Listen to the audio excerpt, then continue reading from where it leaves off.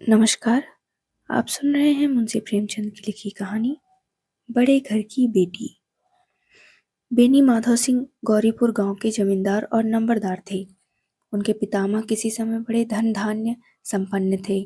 गांव का पक्का तालाब और मंदिर, जिसकी अब मरम्मत भी मुश्किल थी, उन्हीं के कीर्ति स्तंभ थे। कहते हैं इस दरवाजे पर हाथी झूमता था। अब उसकी जगह एक बूढ़ी भैंस थी, जिसके शरीर में अस्थि पंजर के सिवा और कुछ शेष न रहा था। पर दूध शायद बहुत देती थी, क्योंकि एक न एक आदमी हांडी लिए उसके सिर पर सवार ही रहता था। बेनी माधव सिंह अपनी आधी से अधिक संपत्ति वकीलों को भेंट कर चुके थे। उनकी वर्तमान आय 1,000 रुपये वार्षिक से अधिक न थी। ठाकुर साहब के दो बेटे थे। बड़े का नाम श्रीकंठ सिंह था। उसने बहुत दिनों के परिश्रम और उद्योग के बाद बीए की डिग्री प्राप्त की थी। अब एक दफ्तर में नौकर था। छोटा लड़का लाल बिहारी सिंह दोहरे बदन का सजीला जवान था। भरा हुआ मुखड़ा, चौड़ी छाती। भैंस का 2 सेर ताजा दूध वह उठकर सवेरे पी जाता था। श्रीकंठ सिंह की दशा बिल्कुल विपरीत थी। इन नेत्र प्रिय गुणों को उन्होंने बीए इन्हीं 2 अक्षरों पर न्यौछावर कर दिया था। इन 2 अक्षरों ने उनके शरीर को निर्बल और चेहरे को क्रांतिहीन बना दिया था। इसी से वैद्यक ग्रंथों पर उनका विशेष प्रेम था। आयुर्वेदिक औषधियों पर उनका अधिक विश्वास था। शाम सवेरे उनके कमरे से प्रायः खरल की सुरीली कण मधुर ध्वनि सुनाई दिया करती थी। लाहौर और कलकत्ते के वैद्यों से बड़ी लिखा पढ़ी रहती थी। श्रीकंठ इस अंग्रेजी डिग्री के अधिपति होने पर भी अंग्रेजी सामाजिक प्रथाओं के विशेष प्रेमी न थे, बल्कि वह बहुधा बड़े जोर से उसकी निंदा और तिरस्कार किया करते थे। इसी से गांव में उनका बड़ा सम्मान था। दशहरे के दिनों में वह बड़े उत्साह से रामलीला होते और स्वयं किसी न किसी पात्र का पाठ लेते थे। गौरीपुर में रामलीला के वही जन्मदाता थे। प्राचीन हिंदू सभ्यता का गुणगान उनकी धार्मिकता का प्रधान अंग था। सम्मिलित कुटुंब के तो वह एकमात्र उपासक थे। आजकल स्त्रियों को कुटुंब में मिलजुल कर रहने की जो अरुचि होती है, उसे वह जाति और देश दोनों के लिए हानिकारक समझते थे। यही कारण था कि गांव की ललनाएं उनकी निंदक थी। कोई कोई तो उन्हें अपना शत्रु समझने में भी संकोच न करती थी। स्वयं उनकी पत्नी को ही इस विषय में उनसे विरोध था। यह इसलिए नहीं कि उसे अपने सास ससुर, देवर या जेठ आदि घृणा थी, बल्कि उसका विचार था कि यदि बहुत कुछ सहने और तराह देने पर भी परिवार के साथ निर्वाह न हो सके, तो आए दिन की कलह से जीवन को नष्ट करने की अपेक्षा यही उत्तम है कि अपनी खिचड़ी अलग पकाई जाए। आनंदी एक बड़े उच्च कुल की लड़की थी। उसके बाप एक छोटी सी रियासत के ताल्लुकेदार थे। विशाल भवन, एक हाथी, 3 कुत्ते, बाज, बहरी सिकरे, झाड़ नासूज, अनरेरी मजिस्ट्रेट और ऋण, जो एक प्रतिष्ठित ताल्लुकेदार के भोग्य पदार्थ हैं, सभी यहाँ विद्यमान थे। नाम था भूप सिंह। बड़े उदार चित्त और प्रतिभाशाली पुरुष थे, पर दुर्भाग्य से लड़का एक भी ना था। 7 लड़कियां हुई और दयोग से सबकी सब जीवित रही। पहली उमंग में तो उनकी 3 ब्याह दिल खोल कर किए, पर 15-20 हजार रुपयों का कर्ज सिर पर हो गया तो आंखें खुली, हाथ समेट लिया। आनंदी चौथी लड़की थी। वह अपनी सभी बहनों से अधिक रूपवती और गुणवती थी। इससे ठाकुर भूप सिंह उससे बहुत प्यार करते थे। सुंदर संतान तो कदाचित उसके माता पिता भी अधिक चाहते हैं। ठाकुर साहब बड़े धर्म संकट में थे कि इसका विवाह कहाँ करें। ना तो यही चाहते थे कि ऋण का बोझ बढ़े, और न यही स्वीकार था कि उसे अपने को भाग्यहीन समझना पड़े। एक दिन श्रीकंठ उसके पास किसी चंदे का रुपया मांगने आए। शायद नागरी प्रचार का चंदा था। भूप सिंह उनके स्वभाव पर रीझ गए और धूमधाम से श्रीकंठ सिंह का आनंदी के साथ ब्याह हो गया। आनंदी अपने नए घर में आई तो यहाँ का रंग ढंग कुछ और ही देखा। जिस टीम टाम की उसे बचपन से ही आदत पड़ी हुई थी, वह यहाँ नाम मात्र को भी ना था। हाथी घोड़ों का तो कहना ही क्या, कोई सजी हुई सुंदर बहली तक ना थी।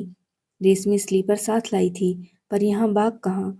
मकान में खिड़कियां तक ना थी, न जमीन पर फर्श, न दीवार पर तस्वीरें। यह एक सीधा साधा देहाती गृहस्थी का मकान था, किंतु आनंदी ने थोड़े ही दिनों में अपने को इस नई अवस्था के ऐसा अनुकूल बना लिया, मानो उन्हें उसने विलास के सामान कभी देखे ही ना थे। एक दिन दोपहर के समय लाल बिहारी सिंह 2 चिड़िया लिए हुए आया और भावत से बोला, जल्दी से पका दो, मुझे भूख लगी है। आनंदी भोजन बनाकर उसकी राह देख रही थी। अब वह नया व्यंजन बनाने बैठी। हांडी में देखा तो घी पाव भर से अधिक ना था। बड़े घर की बेटी किफायत क्या जाने, उसने सब घी मांस में डाल दिया। लाल बिहारी खाने बैठा तो दाल में घी ना था। बोला, दाल में घी क्यों नहीं छोड़ा? आनंदी ने कहा, घी सब मांस में पड़ गया। लाल बिहारी जोर से बोला, अभी परसों घी आया है, इतना जल्दी उठ गया? आनंदी ने उत्तर दिया, आज तो कुल पाव भर रहा होगा, वह सब मैंने मांस में डाल दिया। जिस तरह सूखी लकड़ी जल्दी से जल उठती है, उसी तरह क्षुधा से बावला मनुष्य जरा जरा सी बात पर तिनक जाता है। लाल बिहारी को भावच की यह ढिठाई बहुत बुरी मालूम हुई। तिनक कर बोला, मैके में तो चाहे घी की नदियां बहती हों, स्त्री गालियां सह लेती है, मार भी सह लेती है, पर मैके की निंदा उससे नहीं सही जाती। आनंदी मुंह फेर कर बोली, हाथी मरा भी तो 9 लाख का, वहां इतना घी नित्य नाई कहाँ खा जाते हैं। लाल बिहारी जल उठा, थाली उठाकर पटक दी और बोला, जी चाहता है जीभ पकड़कर खींच लूं। आनंदी को भी क्रोध आ गया, मुंह लाल हो गया। बोली, वह होते तो आज इसका मजा चखाते। अब अनपढ़ उज्जाड ठाकुर से न रहा गया। उसकी स्त्री एक साधारण जमींदार की बेटी थी। जब जी चाहता उस पर हाथ साफ कर लिया करता था। खड़ाऊ उठाकर आनंदी की ओर जोर से फेंकी और बोला, जिसके गुमान पर भूली हुई हो उसी भी देखूंगा और तुम्हें भी। आनंदी ने हाथ से खड़ाऊ रोकी, सिर बच गया, पर उंगली में बड़ी चोट आई। क्रोध के मारे हवा से हिलते पत्ते की भांति कांपती हुई अपने कमरे में आकर खड़ी हो गई। पत्नी स्त्री का बल और साहस, मान और मर्यादा पति तक है। उसे अपने पति के ही बल और पुरुषत्व का घमंड होता है। आनंदी खून का घूंट पीकर रह गई। श्रीकंठ सिंह शनिवार को घर आया करते थे। बृहस्पति को यह घटना हुई थी। 2 दिन तक आनंदी कोप भवन में रही, न कुछ खाया न पिया, उसकी बाट देखती रही। अंत में शनिवार को वह नियमानुकूल संध्या समय पर घर आए और बाहर बैठकर कुछ इधर उधर की बातें, कुछ देश काल संबंधी समाचार तथा कुछ अन्य मुकदमों आदि की चर्चा करने लगे। यह वार्तालाप 10 बजे रात तक होता रहा। गांव के भद्र पुरुषों को इन बातों में ऐसा आनंद मिलता था कि खाने पीने की भी सुधि न रहती थी। श्रीकंठ को पिंड छुड़ाना मुश्किल हो जाता था। ये 2-3 घंटे आनंदी ने बड़े कष्ट से काटे। किसी तरह भोजन का समय आया, पंचायत उठी। एकांत हुआ तो लाल बिहारी ने कहा, भैया आप जरा भाभी को समझा दीजिएगा कि मुंह संभाल कर बातचीत किया करें, नहीं तो एक दिन अनर्थ हो जाएगा। बेनी माधव सिंह ने बेटे की ओर साक्षी दी, हाँ, बहू बेटियों का यह स्वभाव अच्छा नहीं कि मर्दों के मुंह लगे। लाल बिहारी, वह बड़े घर की बेटी है तो हम भी कोई कुर्मी कहार नहीं है। श्रीकंठ ने चिंतित स्वर में पूछा, आखिर बात क्या हुई? लाल बिहारी ने कहा, कुछ भी नहीं, यूं ही आप उलझ पड़ी। मैके के सामने हम लोगों को कुछ समझती ही नहीं। श्रीकंठ खा पीकर आनंदी के पास गए। वह भरी बैठी थी। यह हजरत भी कुछ तीखे थे। आनंदी ने पूछा, चित्त तो पसंद है, बस प्रसन्न है? श्रीकंठ बोले, बहुत प्रसन्न है, पर तुमने आजकल घर में यह क्या उपद्रव मचा रखा है? आनंदी की त्योरियों पर बल पड़ गए। झुंझलाहट के मारे बदन में ज्वाला सी दहक उठी। बोली, जिसने तुमसे यह आग लगाई है उसे पाऊं, मुंह झुलस दूं। श्रीकंठ, इतनी गर्म क्यों होती हो, बात तो कहो। आनंदी, क्या कहूँ, यह मेरे भाग्य का फेर है, नहीं तो गंवार छोकरा जिसको चपरासी गिरी का भी सहूर नहीं मुझे खड़ाऊ से मार कर यूं ना करता। श्रीकंठ, सब हाल साफ साफ कहो तो मालूम हो, मुझे तो कुछ पता नहीं। आनंदी, परसों तुम्हारे लाडले भाई ने मुझसे मांस पकाने को कहा कि हांडी में पाव भर से अधिक ना था, वह सब मैंने मांस में डाल दिया। जब खाने बैठा तो कहने लगा, दाल में घी क्यों नहीं है? बस इसी पर मेरे मैके को बुरा भला कहने लगा। मुझसे न रहा गया। मैंने कहा कि वहाँ इतना घी तेल तो नाई कहार खा जाते हैं और किसी को जान भी नहीं पड़ता। बस इतनी सी बात पर इस अन्यायी ने मुझ पर खड़ाऊ फेंक मारी। यदि हाथ से ना रोक लूं तो सिर फट जाए। उसी से पूछो, मैंने जो कुछ कहा है वह सच है या झूठ? श्रीकंठ की आंखें लाल हो गईं। बोले, यहाँ तक तो हो गया, इस छोकरे का यह साहस। आनंदी स्त्रियों के स्वभाव अनुसार रोने लगी, क्योंकि आंसू उनकी पलकों पर रहते हैं। श्रीकंठ बड़े धैर्यवान और शांति पुरुष थे। उन्हें कदाचित ही कभी क्रोध आता था। स्त्रियों के आंसू पुरुष की क्रोधाग्नि भड़काने में तेल का काम देते हैं। रात भर करवटें बदलते रहे। उद्विग्नता के कारण पलक तक नहीं झपकी। प्रातःकाल अपने बाप के पास जाकर बोले, दादा, अब इस घर में मेरा निबाह न होगा। इस तरह की विद्रोहपूर्ण बातें कहने पर श्रीकंठ ने कितनी ही बार अपने कई मित्रों को आड़े हाथों लिया था, परंतु दुर्भाग्य, आज उन्हें स्वयं वे ही बातें अपने मुंह से कहनी पड़ी। दूसरों को उपदेश देना भी कितना सहज है। बेनी माधव सिंह घबरा उठे और बोले, क्यों? श्रीकंठ, इसलिए कि मुझे भी अपना मान प्रतिष्ठा का कुछ विचार है। आपके घर में अब अन्याय और हठ का प्रकोप हो रहा है। जिनको बड़ों का आदर सम्मान करना चाहिए वे उनके सिर चढ़ते हैं। मैं दूसरों का नौकर ठहरा घर पर रहता नहीं। यहाँ मेरे पीछे स्त्री पर खड़ा हूँ और जूतों की बौछार होती है। कड़ी बात तक चिंता नहीं, कोई एक की दो कह ले, वहां तक मैं सह सकता हूँ, किंतु यह कदापि नहीं हो सकता कि मेरे ऊपर लात घुसे पड़े और मैं दम न मारूं। बेनी प्रसाद सिंह कुछ जवाब न दे सके। श्रीकंठ सदैव उनका आदर करते थे। उनके ऐसे तेवर देखकर बूढ़ा ठाकुर अवाक रह गया। केवल इतना ही बोला, बेटा, तुम बुद्धिमान होकर ऐसी बातें करते हो। स्त्रियां इस तरह घर का नाश कर देती हैं। उनको बहुत सिर चढ़ाना अच्छा नहीं। श्रीकंठ, इतना मैं जानता हूँ। आपके आशीर्वाद से ऐसा मूर्ख नहीं हूँ। आप स्वयं जानते हैं कि मेरे ही बुझाने समझाने से इसी गांव में कई घर संभल गए। पर जिस स्त्री की मान प्रतिष्ठा का ईश्वर के दरबार में उत्तरदाता हूँ, उसके प्रति ऐसा घोर अन्याय और पशुवत व्यवहार मुझे असह्य है। आप सच मानिए, मेरे लिए यही सब कुछ कम नहीं कि लाल बिहारी को कुछ दंड नहीं होता। अब बेनी माधव सिंह भी गरमाए, ऐसी बातें और ना सुन सके। बोले, लाल बिहारी तुम्हारा भाई है, उससे जब कभी भूल चूक हो उसके कान पकड़ो, लेकिन श्रीकंठ, लाल बिहारी को मैं अब अपना भाई नहीं समझता। बेनी प्रसाद सिंह, स्त्री के पीछे? श्रीकंठ, जी नहीं, उसकी क्रूरता और अविवेक के कारण। दोनों कुछ देर चुप रहे। ठाकुर साहब लड़के का क्रोध शांत करना चाहते थे, लेकिन यह नहीं स्वीकार करना चाहते थे कि लाल बिहारी ने कोई अनुचित काम किया है। इसी बीच में गांव के और कई सज्जन हुक्मे और चिल्लम के साथ बहाने वहां आ बैठे। कई स्त्रियों ने जब यह सुना कि श्रीकंठ पत्नी के पीछे पिता से लड़ने को तैयार है तो उन्हें बड़ा हर्ष हुआ। दोनों पक्षों की मधुर वाणियां सुनने के लिए उनकी आत्माएं तिलमिलाने लगी। गांव में कुछ ऐसे कुटिल मनुष्य भी थे जो स्कूल की नीतिपूर्ण गति पर मन ही मन जलते थे। वे कहा करते थे, श्रीकंठ अपने बाप से दबता है, इसीलिए वह दब्बू है। उसने विद्या पढ़ी, इसलिए वह किताबों का कीड़ा है। बेनी माधव सिंह उसकी सलाह के बिना कोई काम नहीं करते। यह उनकी मूर्खता है। इन महानुभावों की शुभकामनाएं आज पूरी होती दिखाई दी। कोई हुक्का पीने के बहाने और कोई लगान की रसीद दिखाने आकर बैठ गया। बेनी माधव सिंह पुराने आदमी थे, इन भावों को ताड़ गए। उन्होंने निश्चय किया, चाहे कुछ ही क्यों ना हो, इन द्रोहियों को ताली बजाने का अवसर न दूंगा। तुरंत कोमल शब्दों में बोले, बेटा, मैं तुमसे बाहर नहीं हूँ, तुम्हारा जो चीज चाहे।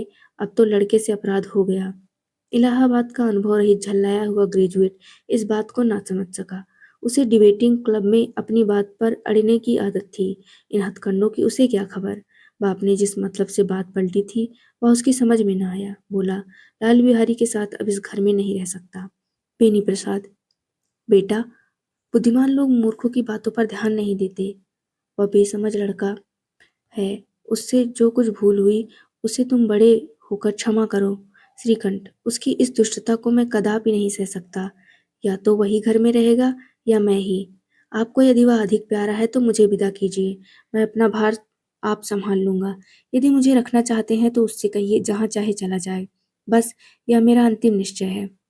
लाल बिहारी सिंह दरवाजे की चौखट पर चुपचाप खड़ा बड़े भाई की बातें सुन रहा था। वह उनका बहुत आदर करता था। उसे कभी इतना साहस न हुआ था कि श्रीकंठ के सामने चारपाई पर बैठ जाए, हुक्का पी ले या पान खा ले। बाप का भी वह इतना सम्मान न करता था। श्रीकंठ का भी उस पर हार्दिक स्नेह था। अपने होश में उन्होंने कभी उसे घुड़का तक न था। जब वह इलाहाबाद से आते तो उसके लिए कोई न कोई वस्तु अवश्य लाते। मुकदर की जोड़ी उन्होंने ही बनवा कर दी थी।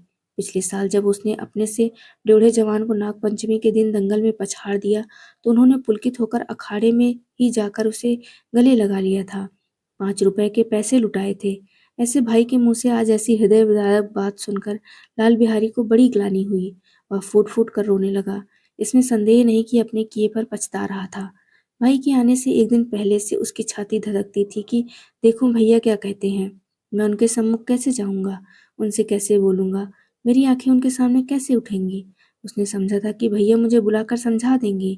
इस आशा के विपरीत आज उसने मुझे उन्हें निर्दयता की मूर्ति बने हुए पाया। वह मूर्ख था। उसका कुछ मन कहता था कि भैया मेरे साथ अन्याय कर रहे हैं। यदि श्रीकंठ उसे अकेले में बुलाकर 2-4 बातें कह देते, इतना ही नहीं 2-4 तमाचे भी लगा देते, तो कदाचित उसे इतना दुख न होता। पर भाई का यह कहना कि अब मैं इसकी सूरत नहीं देखना चाहता, लाल बिहारी से सहा न गया। वह रोता हुआ घर आया। कोठरी में जाकर कपड़े पहने, आंखें पोंछी, जिसमें कोई यह न समझे कि रोता था। तब आनंदी के द्वार पर आकर बोला, भाभी, भैया ने निश्चय किया है कि वह मेरे साथ इस घर में ना रहेंगे। अब वह मेरा मुंह नहीं देखना चाहती, इसीलिए अब मैं जाता हूँ। उन्हें फिर मुंह ना दिखाऊंगा। मुझे जो कुछ अपराध हुआ उसे क्षमा करना। यह कहते कहते लाल बिहारी का गला भर आया।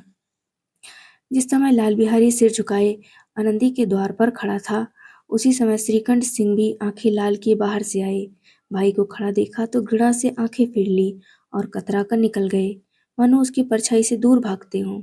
आनंदी ने लाल बिहारी की शिकायत तो की थी, लेकिन अब मन में पछता रही थी कि वह स्वभाव से ही दयावती थी। उसे इसका तनिक भी ध्यान न था कि बात इतनी बढ़ जाएगी।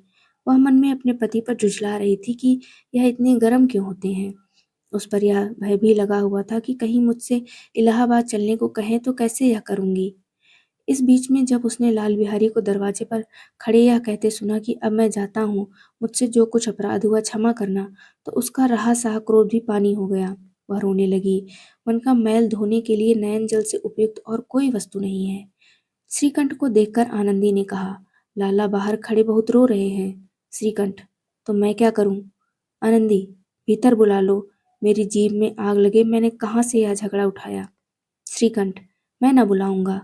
आनंदी, पछताओगे, उन्हें बहुत ग्लानि हो गई है, ऐसा ना हो कहीं चल दें।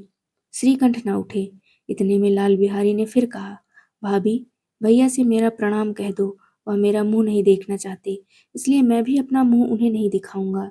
लाल बिहारी इतना कहकर लौट पड़ा और शीघ्रता से दरवाजे की ओर बढ़ा। अंत में आनंदी कमरे से निकली और उसका हाथ पकड़ लिया। लाल बिहारी ने पीछे फिरकर देखा और आंखों में आंसू भरे बोला, मुझे जाने दो। आनंदी, कहाँ जाते हो? लाल बिहारी, जहाँ कोई मेरा मुंह ना देखे। आनंदी, मैं ना जाने दूंगी। लाल बिहारी, मैं तुम लोगों के साथ रहने योग्य नहीं हूँ। आनंदी, तुम्हें मेरी सौगंध, अब एक पग भी आगे ना बढ़ाना। लाल बिहारी, जब तक मुझे यह ना मालूम हो जाए कि भैया का मन मेरी तरफ से साफ हो गया, तब तक मैं इस घर में कदापि न रहूंगा। आनंदी, मैं ईश्वर को साक्षी देकर कहती हूँ कि तुम्हारी ओर से मेरे मन में तनिक भी मैल नहीं है। अब श्रीकंठ का हृदय भी पिघला। उन्होंने बाहर आकर लाल बिहारी को गले लगा लिया। दोनों भाई खूब फूट फूट कर रोए। लाल बिहारी ने सिसकते हुए कहा, भैया, अब कभी मत कहना कि तुम्हारा मुंह ना देखूंगा। इसके सिवा आप जो दंड देंगे मैं सहर्ष स्वीकार करूंगा। श्रीकंठ ने कांपते हुए स्वर में कहा, लल्लू, इन बातों को बिल्कुल भूल जाओ। ईश्वर चाहेगा तो फिर ऐसा अवसर ना आवेगा। बेनी माधव सिंह बाहर से आ रहे थे। दोनों भाइयों को गले मिलते देखकर आनंद से पुलकित हो गए। बोल उठे, बड़े घर की बेटियां ऐसी ही होती हैं, बिगड़ता हुआ काम बना देती हैं। गांव में जिसने यह वृत्तांत सुना, उसी ने इन शब्दों में आनंदी की उदारता को सहारा। बड़ी घर की बेटियां ऐसी ही होती हैं। यही थी कहानी। आपको कैसी लगी हमें ज़रूर बताएं।